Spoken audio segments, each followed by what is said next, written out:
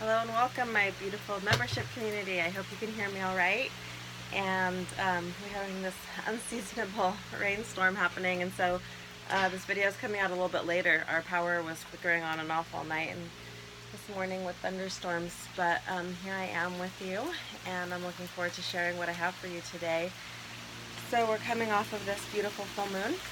It was a Taurus Scorpio full moon. It's astrologically the third full moon of the season of the year, and it's known as the Wesak moon. It's the moon of the time of the Buddha. Let's just put it that way. There's a lot of different stories around it, but I'll just place it that way and say that it's considered a really auspicious time for practice, where there's a large dissemination of awareness and enlightenment for the planet and for humanity. So it's a really rich time to sit and practice, and the meditation is a really delicious one this month, so I'm looking forward to you guys getting a chance to listen to that. For this month's content, there's definitely a way that last month's content still applies, and it would be useful to go back and listen to that. Some of the things that were shared in that are still really pertinent to this time right now. And for right now, there's this feeling of possibility that's really palpable for me. And I want to speak to you a little bit more about how I'm seeing that playing out in the energy. So what we've always known, what spiritual traditions have always talked about, is the potency of the present moment. And I just want to say that somehow right now there's this accessibility, and I don't think right now only for right now, I think right now and moving forward there's this accessibility to this opening of the present moment in a way that we've never really experienced in a mundane everyday reality, maybe sometimes in heightened states, but I think it's available more and more in very tangible everyday applications right now. And so what that feels like to me is that each moment of time is like this blossoming, opening piece of full potentiality. And what that means is that in the past, when we were kind of working and looking towards manifesting or choosing something or moving along in our life, there was a few options open to us. So we would navigate from here to there, this meandering stream, and sometimes we would come to a crossroads or a fork in the river. But what it feels like right now is that there's potentials in every direction. 360 degrees in every single way we can look. There's a potentiality for opening into something. And it can be really disorienting. It can be confusing. We don't know what the choice is. We don't know what our right direction is. We don't know, or we really do know, and some of us really do know. But there can be a sense of, within all of this limitless potentiality and possibility, there's a sense of excitement, of opening. There can be a sense of overwhelm. There could be a sense of doubt. There could be a sense of unsurety.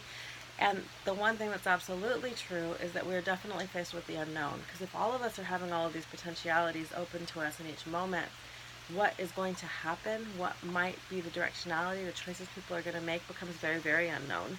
And again, that can be really exciting, and that can also be a little bit terrifying. And so we get to see our core stuff. What do we project on this big field of blank open space, of emptiness and eternal possibility? And so we'll really get to see our own shadow stuff beginning to arise within that, be it, whatever it is that's there. And so many of us are getting to like the root, seed, core of our fears, of what we have built up coping mechanisms to deal with or to save ourselves from in some way or another, in many ways for all of us. And so those mechanisms are actually these beautiful things that have gotten us to where we are right now. And there's a sense right now in this moment, as we step fully into this present moment, of having the opportunity to really shed the tendrils of what no longer serves us within us and around us in our lives. It's a real time of shedding and releasing. And as we're shedding and releasing simultaneously, there's this blossoming forth up and out of the present moment, of the truth of who we are, of our own essential nature, of our own creative unfolding. And so beginning to really listen for that. If there's a way to navigate this time and make the choices and decisions of all the different potentials and possibilities that are available to us, it's really being able to center in the core truth of who we are and to listen to that voice and to allow it to emerge in its own organic, meandering way, finding its way through all the pathways of potentialities and allowing our life to unfold from there. So, what I've been saying is that the current is moving really, really quickly right now. And so in that really fast moving current, where we do not listen, where we still hold on or cling to outdated ways of being, where we still hear the call to do something but don't show up for it, very quickly the energy piles up on itself. Knowing that you need to do something and not doing it for a day, for a few days, for a week, already will start having repercussions and backing up and things piling up, creating physical disturbances. It's very much physicalized. It's very much reflected in the tangible, real world. So another way of saying this is that the point of our intent or our knowing and to the level of our manifestation, that distance is very, very, very quick right now. So it's really important for us to stay on point. And staying on point doesn't mean that we're hyperactive and doing all the time. It actually takes a great deal of spaciousness to stay in presence. And so it's also slowing down, dropping into the moment, and arising up from there again and again. So this much shorter pulsing between doing and being, allowing them both to coexist at one time, that this moment is this, I don't know even how to say it, but it's almost like this cauldron of emptiness and form dancing. The present moment contains everything from the future and the past, but there's no need to toggle back into the past and into the future in a way that there has been in the past. That this moment is a new moment right here and now, and anything you need to deal with, to understand, to know, is here in this moment. And you can choose a new emergent way of being present and being with that in each moment. Really listening to the signals of the body, really allowing for free flow of the emotions, being present to the fullness of who you are, staying connected to a felt sense of self and an embodied quality of awe and gratitude and curiosity will be really helpful in these times, along with everything else that might be arising and going on. So, right around this full moon time, so these next few days, there's a lot of emotions around all of this, and maybe we've had them just before the moon as it was coming in, things getting stirred up, things getting illuminated, the deeper, darker places that are maybe hidden or shadowy getting seen. And what's going to happen in the next many weeks is that the energy will shift a little bit, and we're still going to be dealing with these things, contending with them, but we're actually going to have some like logical teasing out that can happen. What needs to be shed in order to be who we are, who we want to be, to manifest what we most desire, to move forward and towards that.